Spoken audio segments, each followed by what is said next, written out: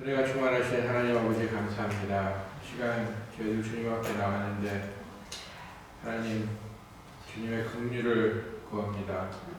아버지 오늘도 주님의 불쌍히 여겨주시는 마음으로 저희를 감싸주시고 아버지 하나님 앞에 매달리는 저희들을 붙잡고 끌고 가시는 하나님의 놀라운 능력으로 오늘 살게 하여 주시옵소서. 아버지 하나님 여러가지 삶의 고난으로 씨름하고 있는 하나님의 사랑하는 백성들이 있습니다. 주님, 하나님의 사랑을 다시 한번 깨닫게 하여 주시옵시고 주님께서는 절대 우리의 손을 놓지 않으신다는 것을 아버지 하나님 굳게 믿고 그 믿음 안에서 평안을 얻을 수 있는 또 기쁨을 맛볼 수 있는 우리 사랑하는 성도님들 될 수 있도록 주님 축복하여 주시옵소서. 이 아침 주님의 말씀을 통하여 다시 한번 지혜를 얻습니다. 주님 우리와 함께 하시며 성령의 능력으로 채워주시옵소서. 예수님의 이름 받들어 감사하며 기도드립니다. 아멘. 찬송가 433장입니다. 433장 귀하신 주여 날 붙드사 433장 같이 찬양하겠습니다. 귀하신 주여 날 붙드사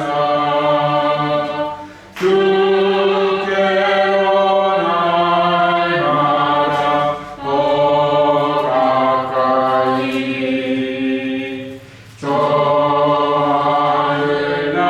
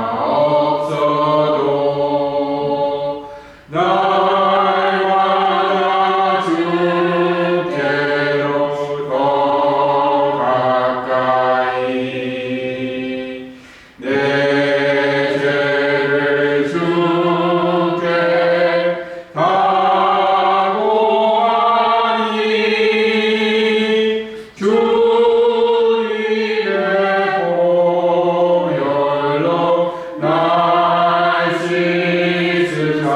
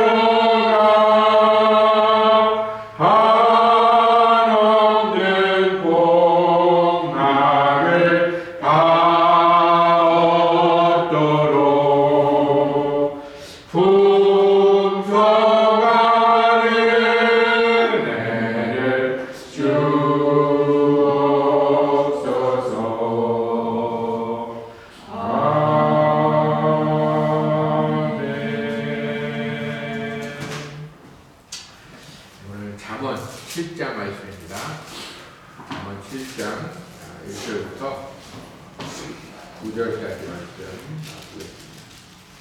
1장 1절부터 9절입니다. 제가 대표로 공독하겠습니다.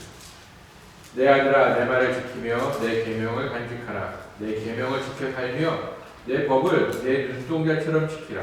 이것을 내 손가락에 매며 이것을 내 마음판에 새기라. 지혜에게 너는 내 누이라 하며 명철에게 너는 내 친족이라 하라. 그리하면 이것이 너를 지켜서 음녀에게 말로 호리는 이방 여인에게 빠지지 않게 하리라. 내가 내 집 들창으로 살창으로 내다보다가 어리석은 자 중에 젊은이 가운데 한 지혜 없는 자를 보았노라. 그가 거리를 지나 음녀의 골목 모퉁이로 가까이하여 그의 집 쪽으로 가는데 저물 때, 황혼 때, 기쁜 밤, 흑암 중에라. 아멘. 사람에게는 여러 가지 욕구가 있습니다. 식욕이 있고 명예욕, 또 권력욕, 또 성욕이 이렇게 있습니다. 이러한 욕구들이 우리 인간 사회를 힘들게 하는 아주 부정적인 그런 것들이 된 것이 현재의 모습입니다. 오늘 본문의 이 솔로몬 왕은 인간의 욕구 중에 성욕의 문제를 이제 다루고 있습니다.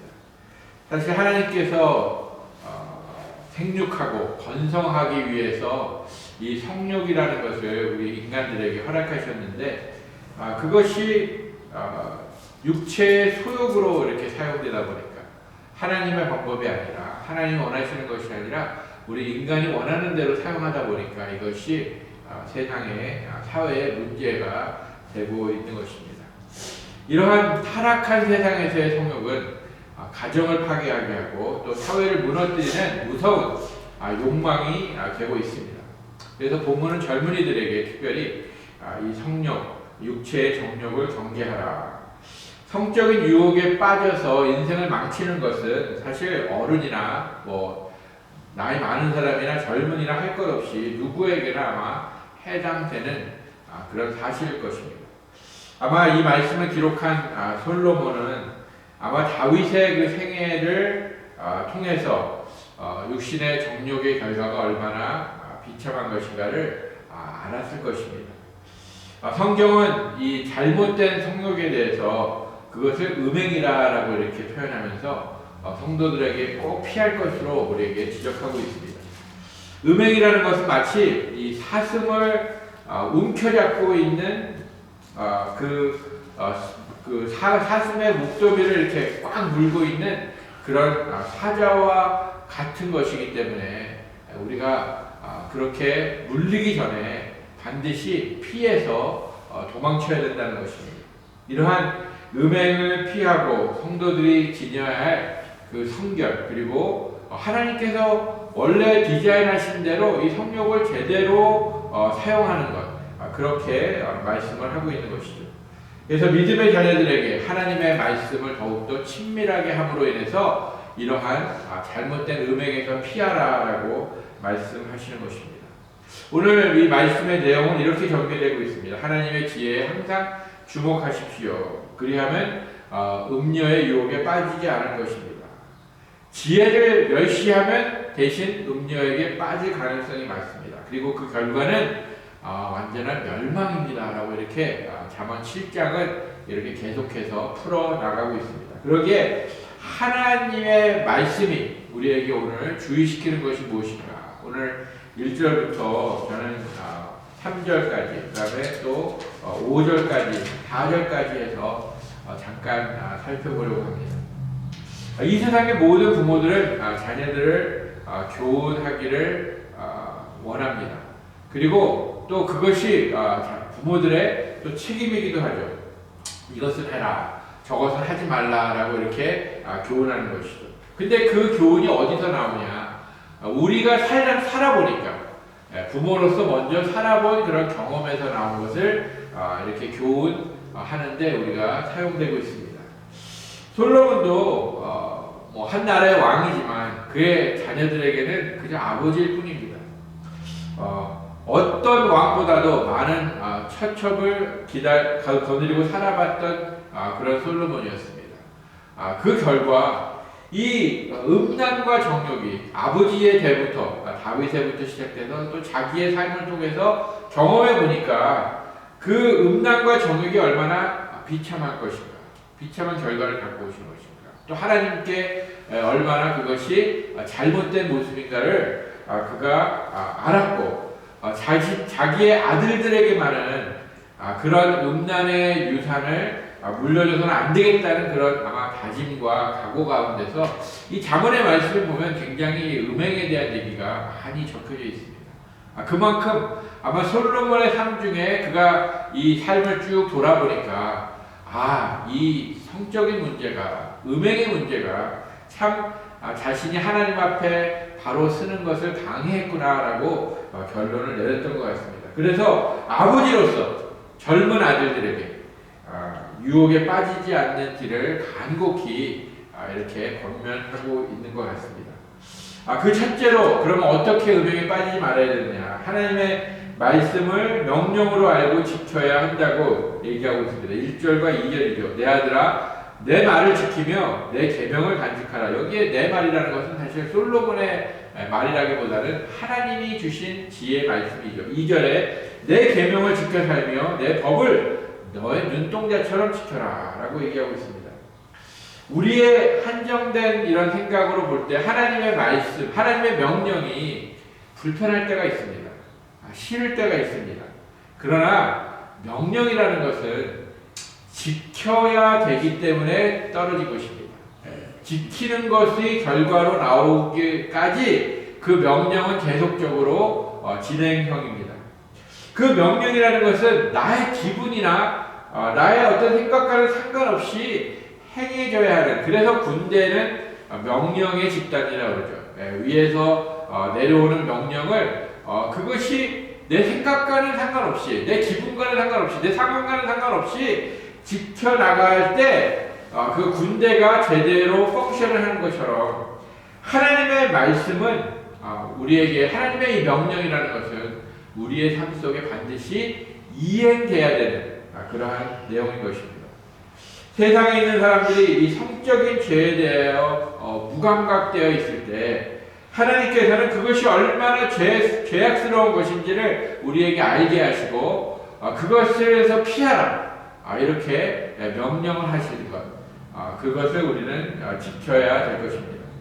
이러한 음행으로부터 우리가 피하기를 원한다 하면 이 하나님의 말씀을 명령으로 알고 지켜 행해야 될 것입니다. 세상이 어떻게 성적인 그런 모습들을 포장하든 나를 지키기 위해서 하나님의 명령에 귀를 기울이고 그 명령을 이행하는 것입니다. 내 기분에 따라 하는 것이 아닙니다. 음행을 피해야 성결을 지키는 게 가능하기 때문에 우리는 그렇게 살아가야 되는 것입니다. 이 세상을 살아갈 때 우리가 다른 길이 있는 것처럼 생각될 때가 있습니다. 하나님의 말씀의 길로만 걸어야 되는데 이 세상에 세상 사람들이 살아가는 모습이 더 좋고 편하고 괜찮은 것 같기 때문에 그렇습니다. 그러나 여러분 체조 선수 중에 체조 선수의 여러 가지 종목이 있는데 그때 평균대라는 게 있지 않습니까? 평균대 위에서 걸어갈 때 발을 헛디디면 어떻게 됩니까? 그거를 아무리 자기의 밸런스를 잘 하는 체조 선수라 해도 일단 발을 헛디디면 그거는 떨어지고 마는 것입니다. 우리 성도의 삶이라는 게 그렇습니다. 세상의 길이라는 것, 세상의 그런 어떤 영역이라는 것, 거기에 우리가 발을 이렇게 자꾸 들어놓게 되면 우리도 휘청하면서 넘어질 수밖에 없는 것입니다. 그러기에 평균대에서 떨어지지 않기 위해서 온갖 노력을 하고 있는, 또 훈련하는 그런 체조 선수들처럼 우리 성도들은 하나님의 말씀으로 훈련받고 하나님의 명령에 따라 우리가 갈 수 있도록 우리가 노력을 해야 되는 것입니다. 하나님의 말씀에 벗어나지 않는 것이 바로 성도의 삶의 성공이며 바로 성결을 유지하는 방법일 것입니다. 그러기에 하나님의 말씀은 우리의 삶을 보호하시고 또 우리의 삶을 더욱더 풍성하게 해주신다라고, 또 의미 있게 해주신다라고 약속하고 있습니다. 이 하나님의 그 말씀을 우리가 어떻게 그럼 대해야 되느냐? 우리 1절에 보니까 내 명령을 내가 지키고 또 간직하라. 이 간직하라는 말씀이 굉장히 중요한 것 같습니다. 왜냐하면 주의 말씀을 정말 보물처럼 간직하는 것이죠. 귀중한 보물을 갖고 있는 사람은 그 보물을 아무데나 이렇게 두지 않을 것입니다. 요즘은 뭐 도둑도 많으니까 도둑이 들어와도 찾지 못할 정도로 이렇게 잘 숨겨놓기도 하죠. 어떤 경우는 이렇게 도서실 책, 집에 있는 책에다가 이렇게 책처럼 생긴 보석함도 있어서 거기다 또 넣으면은 뭐 그 도둑들이 와서 일일이 책을 다 뒤지지 않을 테니까 그렇게 또 숨기는 방법도 있고, 잘 간직하는 것이 내 귀중한 것을 우리가 제대로 킵하는 것처럼 우리가 하나님의 말씀을 절대로 소홀하게 대하는 것이 아니라 귀중한 것으로 대하며 할 때 그것이 아마 간직하는 그런 우리의 모습일 것입니다. 또한 2절에는 이 명령을 잘 지키면서 살아라라고 얘기하고 있습니다. 이 하나님의 말씀을 그저 보물처럼 간직하는 것으로는 부족하다는 것이. 하나님의 말씀을 우리가 듣습니다. 하지만 듣는 것으로 또 우리 마음속에 그저 우리가 잘 킵하는 것으로 끝나는 것이 아니라 이 하나님의 말씀은 아까 말씀드린 것처럼 명령이기 때문에 그것을 수행해야 되는, 이루어야 되는, 실행해야 되는 그런 실천에 대한 책임이 우리에게 있다는 것입니다. 성경 우리에게 요구합니다. 하나님의 말씀을 들었으면 그 들은 것으로 그칠 것이 아니라 그 말씀에 어긋남이 없이 그 명령에 따라 실천하며 나아갈 때 그것이 우리를 지킬 것이다.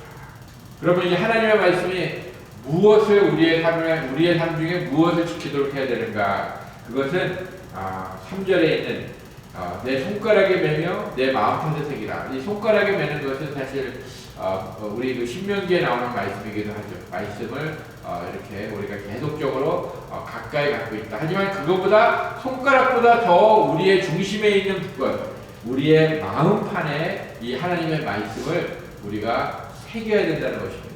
이 마음이라는 것은 이제 내일도 이 마음에 대한 얘기를 한 번 더 할 텐데, 이 마음은 어떤 정신적 또 정서적 능력, 또 우리의 어떤 감정을 주장하는 그것에 그치는 것이 아니라 우리 행위의 모든 출발점이 이 유대인들이 믿었던 마음입니다.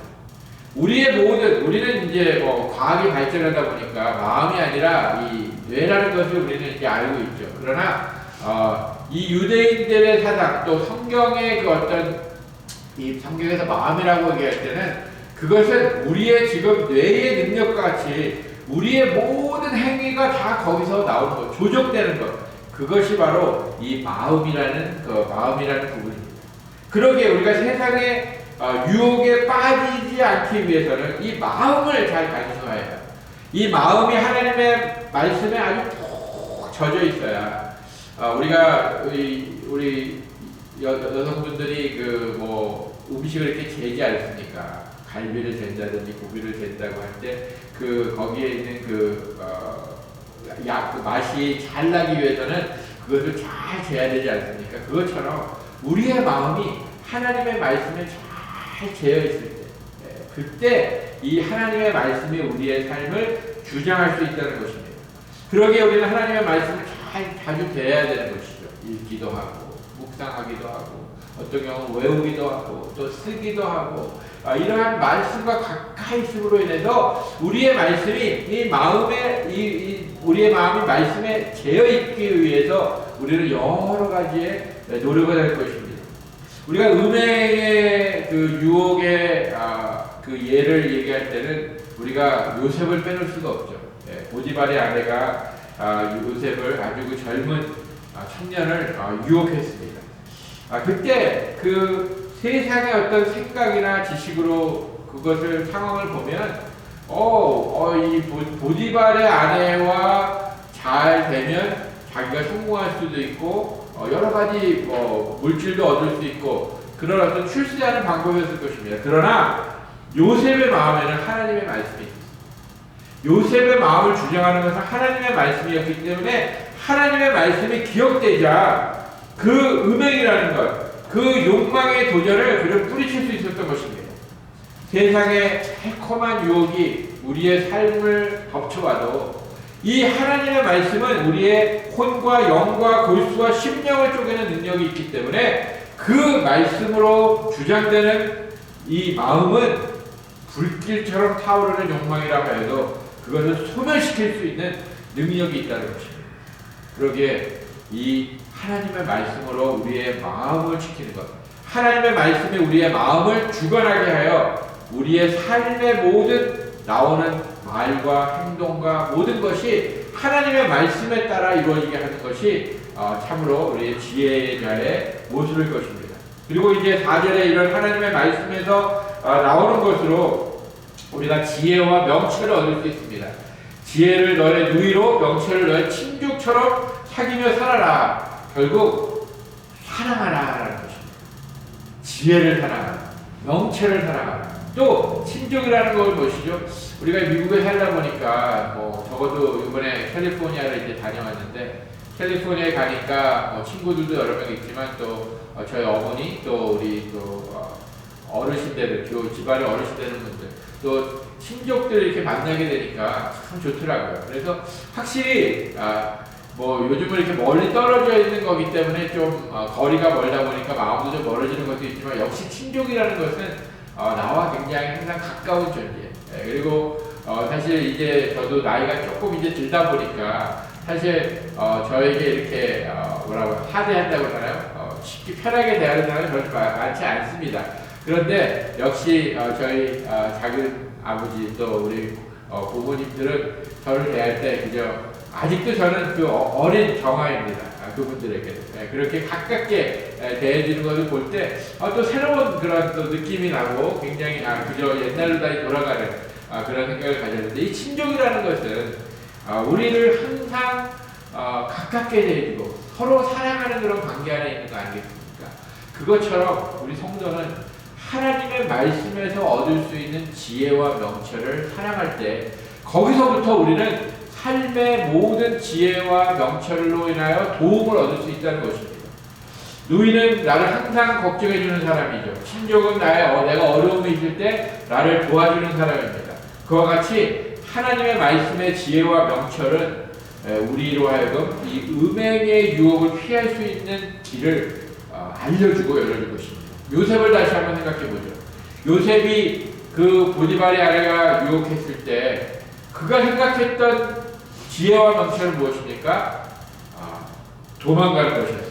36개 주례를 그것을 가지고 그 보디발의 아내를 설득하려고 하는 이러면 안 됩니다. 저러면 안 됩니다. 물론 얘기는 했지만 음욕에 지금 불타고 있는 이 여자를 설득할 수 있는 방법이 없었습니다. 전혀 어떤 옳은 말도 들리지 않는 그런 상황이었습니다. 그러한 상황에서 요셉이 택한 방법, 하나님의 주신 지혜와 명철이죠. 그것은 36개 주례라였습니다.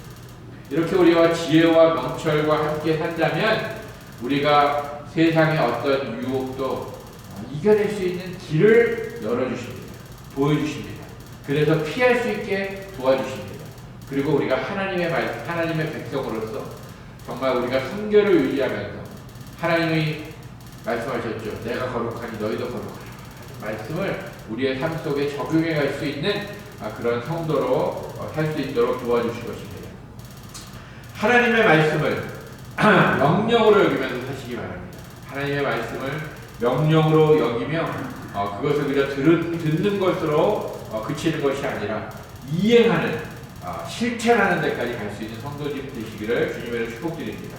하나님의 말씀을 내 마음속에 새기십시오. 그래서 내 마음이 하나님의 말씀으로 정말 그 여러 가지의 그런 맛에 이렇게 절여있는 아름다운 음식과 같이 우리 마음이 하나님의 말씀에 잘 재어 있어서 어떠한 상황에서도 하나님의 말씀이 생각날 수 있는 그러한 상황으로 여러분들이 훈련받으시고 여러분들이 헌신하시기를 주님으로 축복드립니다. 또한 하나님의 말씀으로부터 나오는 지혜와 명철과 함께 살아가시기 바랍니다.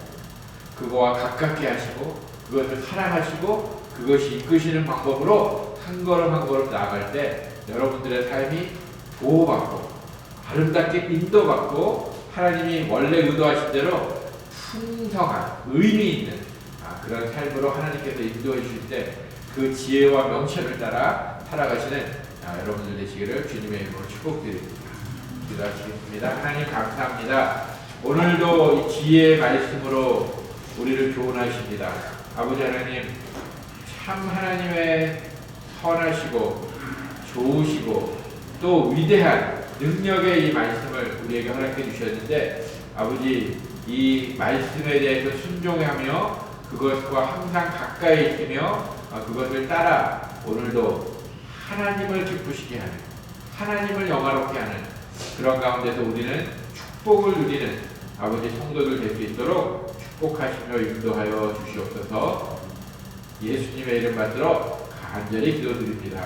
아멘. 하늘에 계신 우리 아버지여, 이름이 거룩히 여김을 받으시오며 나라에 나오시며 뜻이 하늘에서 이룬 것 같이 땅에서도 이루어지이다. 오늘날 우리에게 일용할 양식을 주옵시고 우리가 우리에게 죄질 자를 사할 것 같이 우리 죄를 사하여 주옵시고 우리를 시험에 들게 하지 마옵시고 다만 악에서 구하옵소서. 세계 나라와 권세와 영광이 아버지께 영원히 있사옵나이다.